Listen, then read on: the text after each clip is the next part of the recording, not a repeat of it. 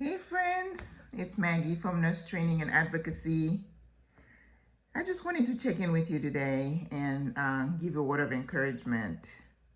As we continue on our journey through our nursing career, I wanted to share with you that my nursing career has taken a big turn.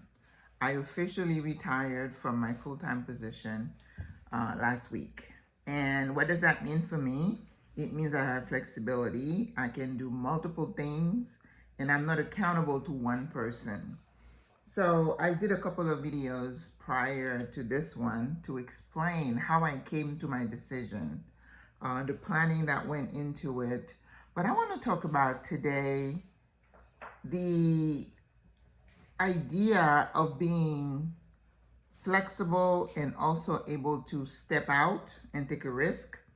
Because when you're leaving the comfort of a paycheck, of a regular paycheck, and benefits such as they might be, you might be afraid and say, oh, what am I going to do if I don't have this paycheck coming in?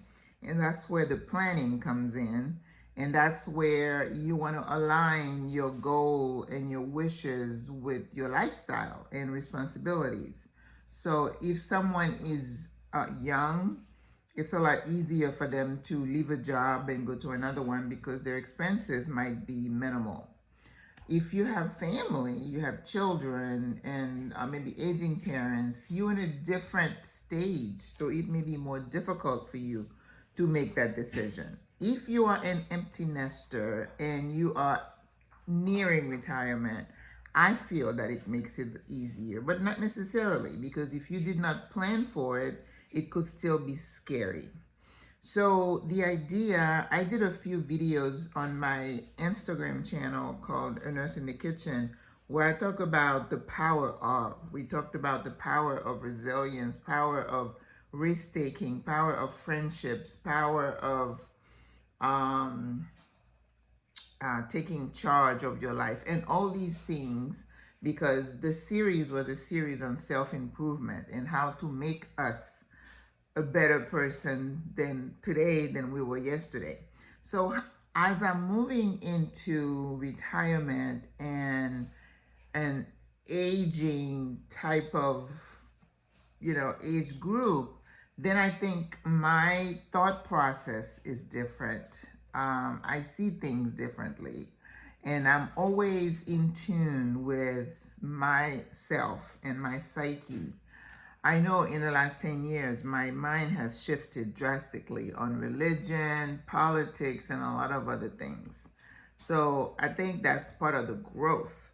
And I believe it's healthy because I don't feel like somebody should be the same decade after decade after decade. To me, that means there's no growth.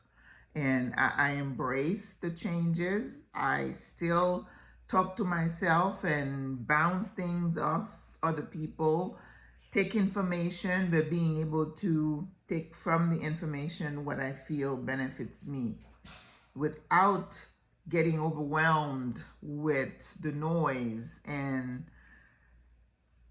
the world's chaos, right?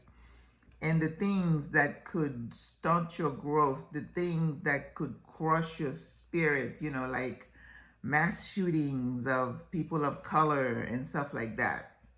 I acknowledge a lot of things, but then I have to find a way to peel them off and not let they weigh me down. Even though I might feel, I was telling my brother the other day, I feel weighted down.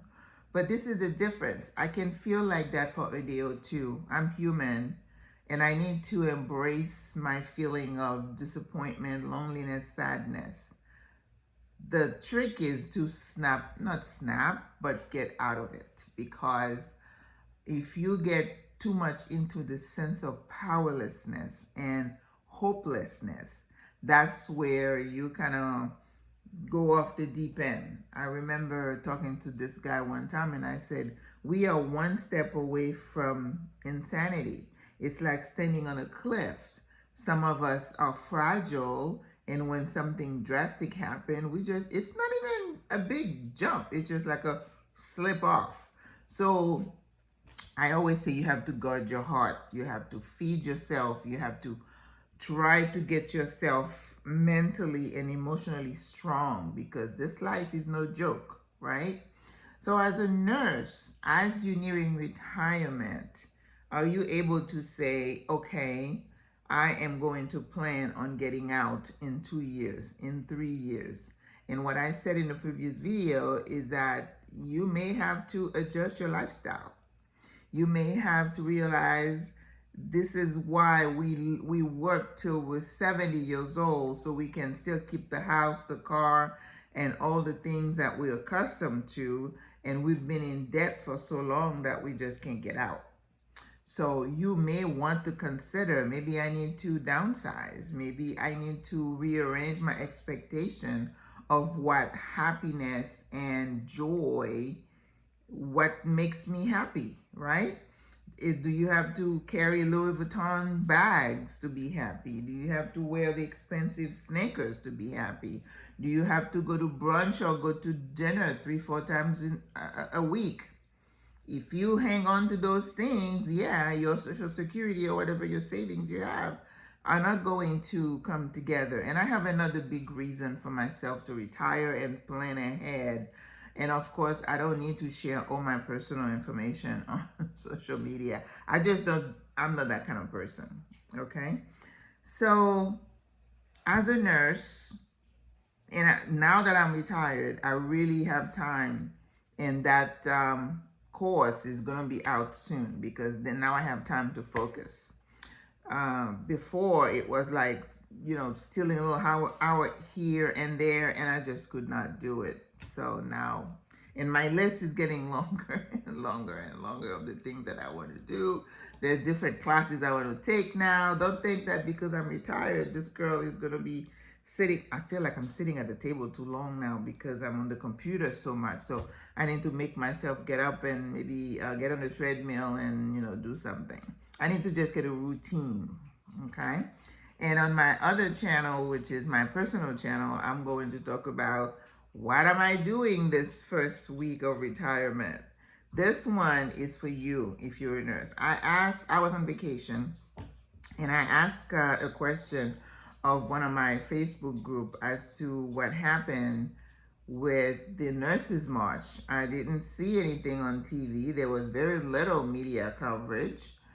They say there are a lot of TikTok posts. I don't have TikTok, so I couldn't see a lot of them. So it seems like all the outrage that we had with those 2 cases where the nurses were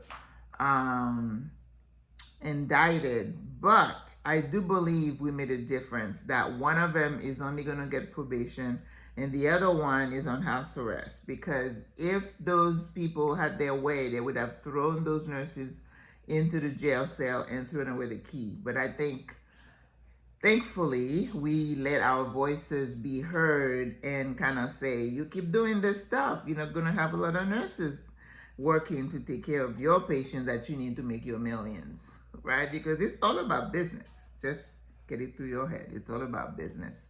So I think in that sense, we did make a difference in terms of letting the public know what the plight of nurses are. And I continually encourage nurses to refuse to work under unsafe conditions. So this is where the courage comes in. Courage to say, I felt very unsafe with this assignment. I called and no one came to my aid. And if that continues, I will give you my resignation, and follow through. I talk about the power of positioning. Positioning means making yourself marketable. I quit my job as a psychiatric nurse practitioner, and I can tell you, I have options. I am in contact with people. I'm interviewing for things. So make sure, if you're thinking of retiring or stepping away from a position, that you have a set of skills that's going to carry you onto the next gig, okay? I said before, you don't ever want an employer to feel they got you by the throat, that whatever they're offering you is the best you're going to get. So it's like, I don't think so. I can do this, I can do that. And constantly polish your resume, have your resume be ready, and network, talk to people. You know, I had a friend send me a note the other day, oh, if you want, we can consider this job is open. Because a lot of positions that you get are not even advertised. It's just talking to people, let them know what you're doing, let them know if you're open. And someone said that LinkedIn is the best way to network and let people know that you're looking for a job. And of course, if you working, you don't want your employer to see that you're looking. Okay. So courage, positioning, and standing firm, and not work under stressful continually. Nursing is a stressful job. We know that. And as nurses, we can handle stress. And like this month is Mental Health Awareness Month. I always say a certain amount of stress is healthy, keeps you motivated, keeps you pumped up, but it's sustained stress that is destructive, because you have too many negative hormones spewing into your body, just causing havoc in your body. That's what you don't want, okay? So this is what I have for you today. Encourage you to be strong. Encourage you to take some risks. Be okay. Don't be risk averse. I can take a lot of risk. Maybe you can take a little bit of risk. It's okay. Again, I think there was another video when I talk about taking an assessment, a personality assessment. There is Dix, there is a Myers-Briggs, they have another one. Invest in yourself. You don't need to wait for your employer to send you to take those tests. Take it yourself, so you know thyself. Know you, what makes you tick, what position would be best for you, what conditions could make you flourish, right? For example, if you're very introverted, and I know somebody who's super introverted, so you don't want that person to be in a sales position, because it's going to be really hard and traumatic for them to talk to a stranger, to try to sell a product, right? I don't like selling, but if I'm passionate about something, I can talk about it. So I don't know if that's selling or not, right?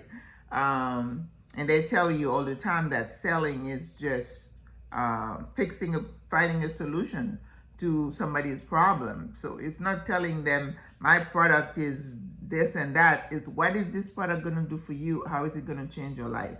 And that's what we do as nurses. We change lives. We provide comfort. We help healing, you know.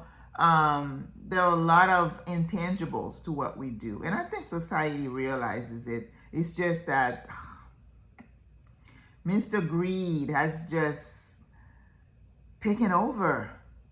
You know, I watch a lot of documentaries, and I watch about the drug cartel and the drug industry, and I'm just thinking, all lives being destroyed. You know, when you look at politics, it's all about greed and power. People don't care about other people anymore. And I think it's easy to give up and become hopeless. That's where you have to catch yourself. You have to refuse to go down that hole, because that hole will suck you in, and it's going to be sometime impossible for you to get out. So once you start seeing that you're going down, it's like, kind of snap out of it, do something, go out, go take a walk, put some music on, call your friends, hang out, do whatever you got to do. You got to be active. You got to be actively involved. Now, some people, I say, have had some seeds of mental illness that COVID and some stresses are going to just blow out, right? So know thyself. If you see that you have a penchant for depression, be aware of that and actively do things to kind of counteract that, okay? So this is what I have for nurse training and advocacy today. Just be your own advocate, okay? Advocate for yourself. Don't wait for someone else to come to your rescue. Be strong. Rescue thyself, okay? All right, guys. I will see you again. I'm hoping that one day I'm going to come and say, the class is live. Go check it out, okay? Have a great day. Au revoir. À la prochaine. Bonne journée.